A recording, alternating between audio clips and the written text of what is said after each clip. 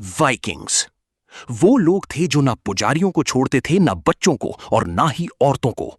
जहां उनके जहाज रुकते थे वहां सिर्फ आग बचती थी, खून बचता था और चीखों की गूंज।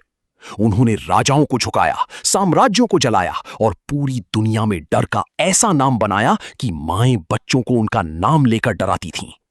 लेकिन फिर इतिहास ने एक ऐसी औरत को जन्म दिया जिसे वो कमजोर समझ बैठे। एक ऐसी औरत जिसके सामने हजारों खूंखार वाइकिंग्स भी कांपने लगे। जिस औरत पर उन्होंने अत्याचार करने की कोशिश की थी, वही औरत एक दिन तलवार लेकर उनके सामने खड़ी हो गई।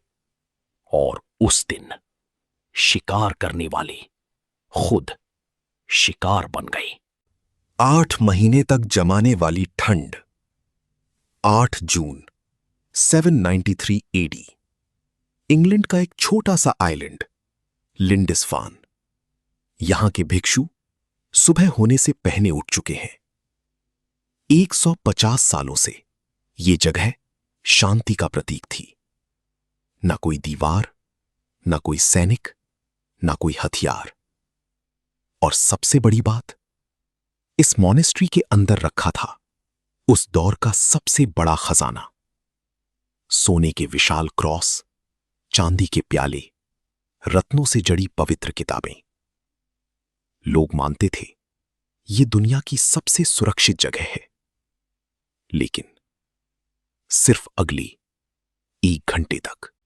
फिर समंदर की उस घनी कोहरे को चीरते हुए 3 परछाइयां उभरती हैं। लकड़ी के जहाज, जिनके अगले हिस्से पर बने हैं खूंखार सांपों के चेहरे। और उन जहाजों पर सवार हैं वो लोग जिनका नाम सुनकर आने वाले 300 सालों तक पूरा यूरोप कांपने वाला था। वाइकिंग्स। ये कोई आम लुटेरे नहीं थे। ये इतिहास के सबसे स्मार्ट, सबसे क्रूर और सबसे खतरनाक हाइस्ट मास्टर्स थे। लेकिन सवाल है, ये वाइकिंग्स आए कहां से थे? और आखिर उन्हें इतनी दौलत की भूख क्यों थी?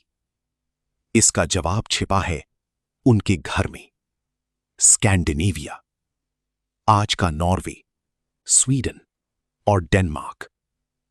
आज ये दुनिया के सबसे अमीर देशों में गिने जाते हैं। लेकिन 8वीं सदी में ये जगह जीवित नर्क थी। 8 महीने तक जमाने वाली ठंड, ना खेती, ना खाना, ना पैसा। घर की सारी जमीन सिर्फ बड़े बेटे को मिलती थी। बाकी बेटों के हिस्से में आता था गरीबी, भूखमरी और अपमान।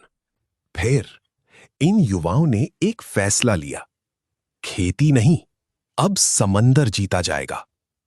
और तब उन्होंने बनाया दुनिया की सबसे एडवांस मशीन, वाइकिंग लॉन्गशिप, उस दौर की फरारी।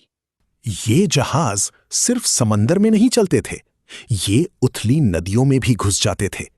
इंग्लैंड की आर्मी सोचती थी दुश्मन समंदर से आएगा, लेकिन वाइकिंग्स सीधे शहरों के बीच पहुंच जाते थे। और अगर नदी खत्म हो जाए तो 70 योद्धा पूरा जहाज अपने कंधों पर उठाकर अगली नदी तक ले जाते थे। वापस चलते हैं। लिंडिस्फान। जहाज किनारे लगे और फिर नरक के दरवाजे खुल गए। दरवाजे तोड़े गए, भिक्षुओं को मार दिया गया, सोना नोच लिया गया, चांदी लूट ली गई और जिन किताबों को लिखने में साल लगे थे उन्हें जमीन पर फेंक दिया गया। क्योंकि वाइकिंग्स को सिर्फ सोने से मतलब था। दोपहर तक पूरा आइलैंड खून, धुएं और सन्नाटे में बदल चुका था। लेकिन असली खेल अब शुरू हुआ था। वाइकिंग्स हर साल आने लगे। गर्मियों में आते, लूटते और सर्दियों में वापस चले जाते। इंग्लैंड के राजा उन्हें रोक नहीं पा रहे थे। फिर उन्होंने एक भयानक फैसला लिया। उन्होंने वाइकिंग्स को पैसा देना शुरू कर दिया। इस टैक्स का नाम था डेन गेल्ड। जरा सोचिए, वाइकिंग्स आते थे, तलवार दिखाते थे और कहते थे पैसा दो वरना शहर जला देंगे। और राजा उन्हें हजारों किलो चांदी दे देते थे। ये इतिहास का सबसे बड़ा एक्सटॉर्शन रैकेट था। और अब इस कहानी में एंट्री होती है उस औरत की जिसने वाइकिंग्स को घुटनों पर ला दिया, एथलफ्लेड।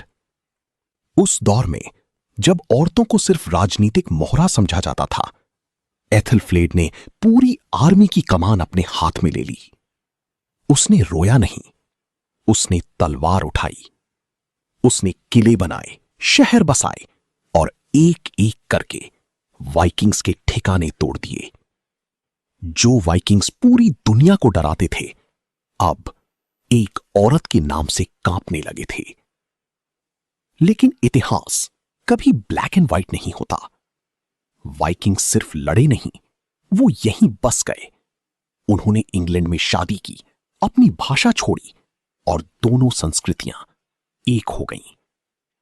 आज आप जो इंग्लिश बोलते हैं, उसमें भी वाइकिंग्स जिंदा हैं। 1002 एडी। और फिर इंग्लैंड के एक राजा ने इतिहास की सबसे बेवकूफी भरी गलती कर दी। उसने आदेश दिया, इंग्लैंड में रहने वाले हर डैनिश इंसान को मार डालो। और फिर पूरा देश खून से भर गया। लेकिन मरने वालों में वाइकिंग्स के सबसे शक्तिशाली राजा की बहन भी थी। 1066, इतिहास का सबसे निर्णायक साल। एक तरफ 10,000 वाइकिंग्स की सेना, दूसरी तरफ इंग्लैंड का राजा हैरल्ड। 5 दिन में 200 मील की दौड़ और फिर स्टैमफोर्ड ब्रिज का युद्ध। 300 जहाजों में से सिर्फ 30 जहाज जिंदा वापस लौट पाए। वाइकिंग्स का युग खत्म हो गया, लेकिन उनका असर आज भी जिंदा है। जो लोग पैसों के लिए लूटने आए थे, उन्होंने अनजाने में इंग्लैंड को एक देश बना दिया। और एथलफ्लेड, उसने पूरी दुनिया को दिखा दिया कि जब एक महिला ठान ले तो वो इतिहास की सबसे खूंखार ताकत को भी घुटनों पर ला सकती है। तो दोस्तों, आपको क्या लगता है? क्या वाइकिंग्स सिर्फ लुटेरे थे या मास्टर स्ट्रैटेजिस्ट्स? कमेंट करके जरूर बताइए। वीडियो पसंद आया हो तो लाइक करें, चैनल सब्सक्राइब करें और बेल आइकन दबाना बिल्कुल मत भूलिए। मिलते हैं अगले हिस्टोरिकल मास्टर क्लास में।